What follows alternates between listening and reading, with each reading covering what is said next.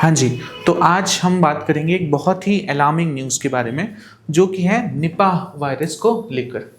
Nipah virus, अगर आपने सुना होगा, तो ये वेस्ट बंगाल में हमने कुछ केसेस इसके पाए हैं, ठीक है।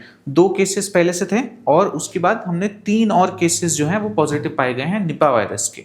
अब ऐसे तो ज़्यादा नहीं लग रहा है ना? 2 केसेस, 4 केसेस, 5 केसेस, करेक्ट? तो ऐसे तो बहुत कम लग रहा है।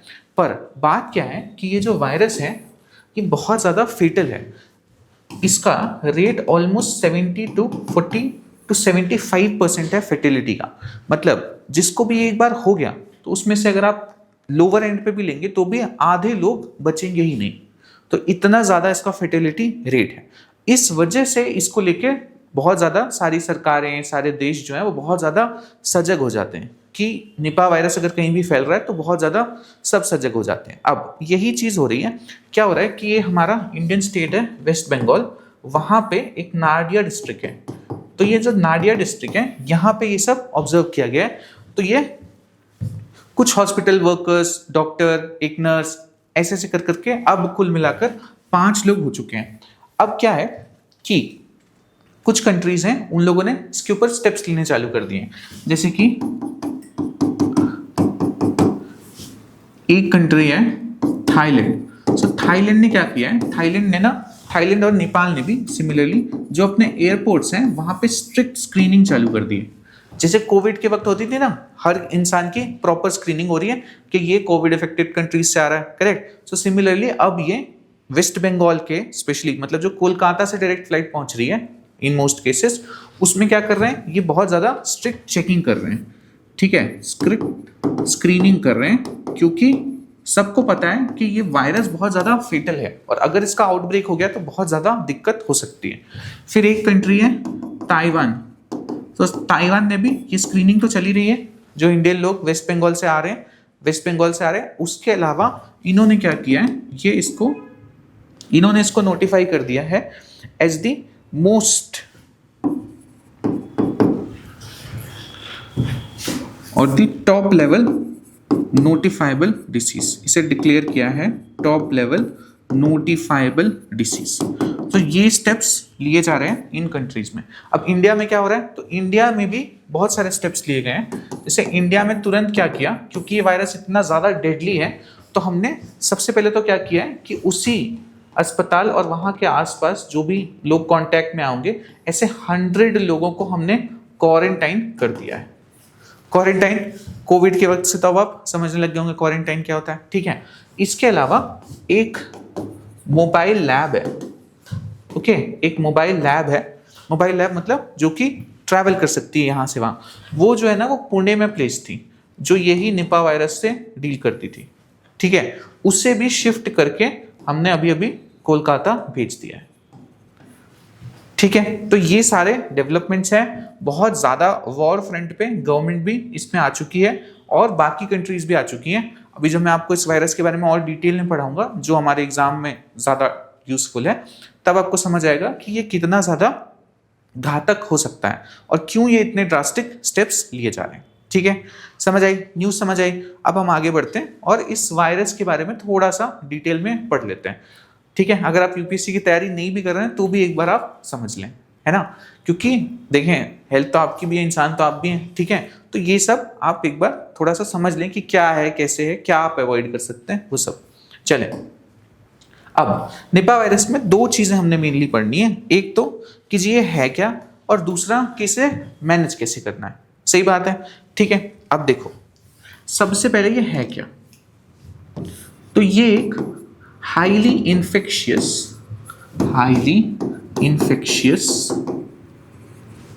जूनोटिक वायरस है। जूनोटिक वायरस मतलब जो जानवरों से हम तक फैलता है, करेक्ट।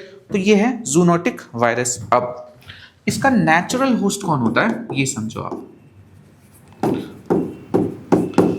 नेचुरल होस्ट इसका असल में होता है फ्रूट बैट्स, ठीक है। अब इसको हम लिखेंगे, पहले एक बार आप ये फ्लो समझो कि ये हो कैसे रहा है, कैसे कैसे फैलता है। तो ये देखो, ये रहा आपका फ्रूट बैट, ठीक है।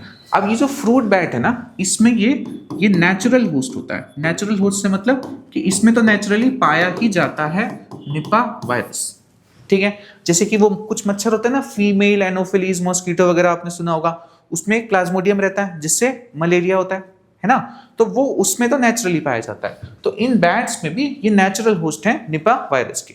इनका इम्यून सिस्टम उसको दबा भी देता है, तो ये जो है इनमें कोई बहुत सिम्टम्स नजर आते नहीं। अब क्या होता है, ये है क्या, ये एक फ्रूट बैट है। फ्रूट बैट क्या करेगा, फ्रूट्स खाएगा, ठीक है, नॉर्मल सी बात है।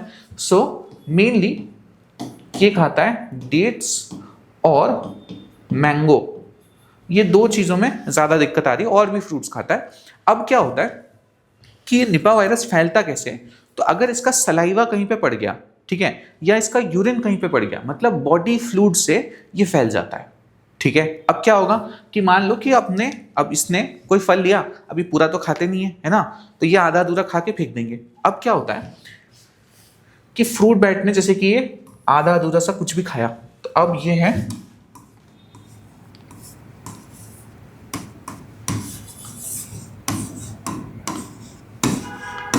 आपका पिग, ठीक है। मेरी ड्राइंग खराब है, एक्सप्लेनेशन अच्छा है, आप एक्सप्लेनेशन पे ध्यान दें, ठीक है। तो ये है पिग, है ना, देखिए मैंने इसकी नाक वगैरह थोड़ी ठीक बनाई है ना। तो अब ये जो पिग है, क्या होगा कि अब पिग तो आपको पता है स्कैवेंजर्स होते हैं। स्कैवेंजर्स मतलब जो भी कूड़ा कचरा बचा कुचा ये खाते हैं वो, है ना। अब क्या है कि जैसे ही ये फ्रूट्स या फिर जिसपे उनका यूरिन पड़ा है, ऐसा कोई भी फूड वो खाते हैं, यूरिन या सलाइवा, तो ये पिग जो है ना, ये बन जाते हैं जिसे हम कहते हैं इंटरमीडिएट होस्ट। अब पिग्स तो आपको पता है काफी ज्यादा रेजिलिएंट होते हैं, है ना। सुअर तो देखो यार क्या क्या खाता है, हम तो वो गुपचुप खा लेते हैं ना गंदे पानी वाली, तो क्या होता है कि हम थोड़ा बैक्टीरिया आ जाता है, फूड पॉइजनिंग हो जाती है, डायरिया हो जाता है। इसको देखो, ये जो दिन भर उनके बीच ही रहता है वही खाता है, ऐसे कुछ नहीं होता। तो ये तो बहुत रेजिलिएंट है, ये अगेन बहुत ज्यादा इसको इफेक्ट नहीं करता। पर दिक्कत क्या है कि अब अपन आ जाते हैं इस बेचारे ह्यूमन पे, जो कि उतना स्ट्रांग होता नहीं है, ठीक है। दिमाग लगा लेता है वो सारा, पर रेजिलिएंट तो देखो हम बिल्कुल नहीं है कोई भी डिसीज को लेके। रेजिलिएंट मतलब लड़ पाने की क्षमता, ठीक है, वो हमें नहीं है ज्यादा। अब क्या होता है कि मान लो कि हमने भी कोई इस तरह का फ्रूट्स खाया, तो यानी कि बैट से आ सकता है सीधा, हमने ही कोई फ्रूट खा लिया जिसमें वो इन्फेक्टेड था, एक तो बैट से आ सकता है, दूसरा अब पिग्स से भी आ सकता है। सबसे ज्यादा रिस्क किसके ऊपर है, जो पिग फार्म्स वगैरह ऑपरेट करते हैं ना, जो वर्कर्स वहां पे होते हैं, पिग फार्म्स में पूरी सब कुछ सारे काम करते हैं, तो वहां से ये इन ह्यूमन तक आ सकता है, ठीक है। वो उनकी रेस्पिरेटरी इलनेस की वजह से, छींक की वजह से, बॉडी फ्लूइड्स की वजह से, उसको खा गए, बहुत सारी चीजें की वजह से अल्टीमेटली ये ह्यूमन तक आ सकता है। अब मेन दिक्कत कहाँ चालू होती है, ये तो चलो फिर भी एक लिमिट तक रुक सकता है। मेन दिक्कत चालू होती है कि जी ये ह्यूमन टू ह्यूमन जब ट्रांसफर होना चालू हो जाता है, और ये ह्यूमन टू ह्यूमन बहुत तेजी से फैलता है। अब मान लो कि ये एक ह्यूमन है, ह्यूमन 1, ये है ह्यूमन 2। अब ह्यूमन 1 जो है, जब भी, क्योंकि इसमें रेस्पिरेटरी और ये सारी इलनेसेस होती हैं, अब ये कोई भी बॉडी फ्लूइड जब रिलीज करेगा ना, तो इसकी छींक से, ठीक है, इन सारी चीजों से ये दूसरे ह्यूमन को हो सकता है।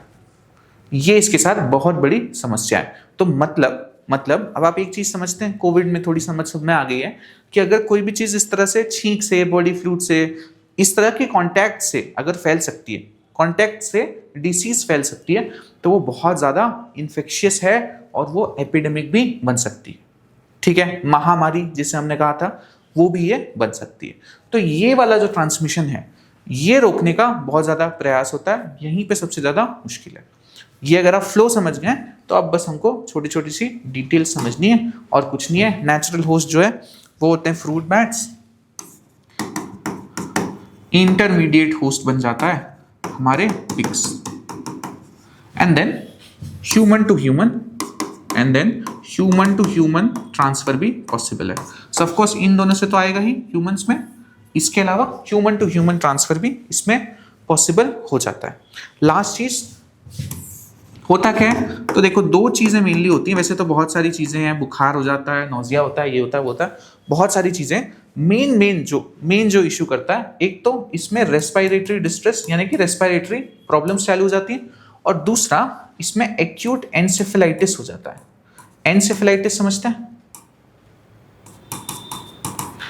एनसेफेलाइटिस होता है इन्फ्लेमेशन ऑफ द ब्रेन, तो सीधा आपके ब्रेन तक को इंपैक्ट करने लग जाता है इसका सीवियर केस।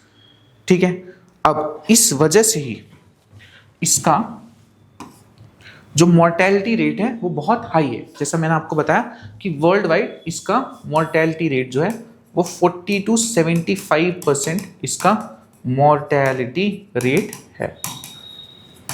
समझ आता है? ठीक है, तो ये जो है ये आप समझ गए कि क्या है वायरस, कैसे फैलता है, सारी चीजें। अब हम आ जाते हैं मैनेजमेंट पे। अब सबसे खराब बात यह है कि कोई जी वैक्सीन अवेलेबल है नहीं। There is no vaccine that is approved, okay, no vaccine has been approved for this. अब आप क्या कर सकते हो? तो ऐसी कोई दवाई भी नहीं है जो इसको डायरेक्ट ट्रीटमेंट दे सके। तो ये क्या है, ये चलता है ओनली सपोर्टिव केयर पे। एक तो आप सपोर्टिव केयर देते हो, दो चीजें जो थोड़ा सा बेटर वर्क की है, डॉक्टरों ने ट्राई की है, वो है एक है monoclonal antibodies. If you remember जब कोविड चालू हुआ था तब भी ये सब बहुत चला था कि मोनोक्लोनल एंटीबॉडीज, जो बंदा एक बार फेस कर चुका है कोविड उससे लेना। तो एक तो मोनोक्लोनल एंटीबॉडीज ट्राई कर रहे हैं, और कुछ एंटीवायरल ड्रग्स होते हैं। ठीक है, एंटीवायरल ड्रग्स होते हैं जैसे कि रेमडेसिविर, आपको याद हो तो, करेक्ट। सो ये जो है वो डॉक्टर्स यूज करते हैं, मतलब पहले भी जब केसेस हुए हैं तो, और ये थोड़े बहुत बेटर वर्क कर जाते हैं। ठीक है, डायरेक्ट ट्रीटमेंट नहीं है but they help in this supportive care. ठीक है, इसके बाद लास्ट चीज आ जाती है कि जो इंडिया ने कुछ सालों में बहुत बेहतर किया है। तो बेसिकली इंडिया में मैं अगर आपको बताऊं तो जो रेट है वो 2018 में, आप सोच सकते हैं कितना होगा फेटेलिटी रेट, जिसको एक बार हो गया क्या परसेंट होगा? ये 91% था, 91%। मतलब अगर आपको हो गया 2018-19 उस वक्त में, तो ऑलमोस्ट आप खत्म थे, इतना बुरा हाल था। हमने इंप्रूव किया है। ठीक है, अगर आप 2023 से 25 के बीच बोलेंगे तो ये हम ले आए हैं इसको 33% पे, 1 in 3 केसेस। बट अभी भी 33% भी बहुत हाई होता है। कोविड में अगर आपको याद हो तो ये गिनती के 2-4%, वो भी वर्स्ट केस ऑफ कोविड में हो रहा था, वरना तो उतना भी नहीं था, वरना तो पॉइंट्स में चल रहा था परसेंट ऑफ फेटेलिटी या मोर्टेलिटी। ये 33% की हम बात कर रहे हैं, इसीलिए इसको लेके सारी सरकारें, सारी कंट्रीज बहुत ज्यादा गंभीर है। अब आपने क्या करना चाहिए? तो एक तो थोड़ा सा ये जो फ्रूट्स जैसे dates, mangoes, all these fruits जो ये बैट्स वगैरह से आते हैं, जो साउथ ईस्ट एशियन कंट्रीज से आते हैं, ये सारे फ्रूट्स थोड़ा सा आप अवॉइड कर सकते हैं। ठीक है, और आपको क्या करना चाहिए कि थोड़ा सा प्रिकॉशंस चीज़ों को लेके रखें। जैसे कि अगर आप फल खा रहे हैं या फिर कोई भी इस तरह का बाहर से चीज़ें ला रहे हैं तो उसे अच्छे से धो लें। हो सकता है उसमें कुछ डिपॉजिट्स वगैरह हों, है ना, तो वो सारे आप थोड़े प्रिकॉशंस ले सकते हैं और उस तरह से आप इसको अवॉइड कर सकते हैं। बहुत डरने की बात भी नहीं है, क्योंकि अभी सिर्फ वेस्ट बंगाल के नाडिया डिस्ट्रिक्ट में 5 केस मिले हैं और गवर्नमेंट पूरा एफर्ट मार रही है कि भाई ये ना फैले। ठीक है, तो उतना डरने की बात नहीं है, बट फिर भी प्रिकॉशंस बहुत ज़रूरी हैं, क्योंकि ये बहुत ज़्यादा मुश्किल डिसीज हो सकती है। इसमें भी जो सर्वाइव कर जा रहे हैं, हमें नहीं पता कि लॉन्ग टर्म में उनके क्या क्या कॉन्सिक्वेंसेस होंगे। ओके, तो इस वजह से प्लीज अपना ध्यान रखें, अपने क्लोज लोगों का ध्यान रखें।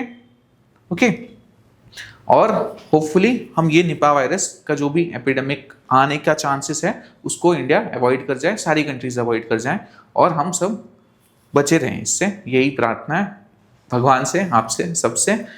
धन्यवाद।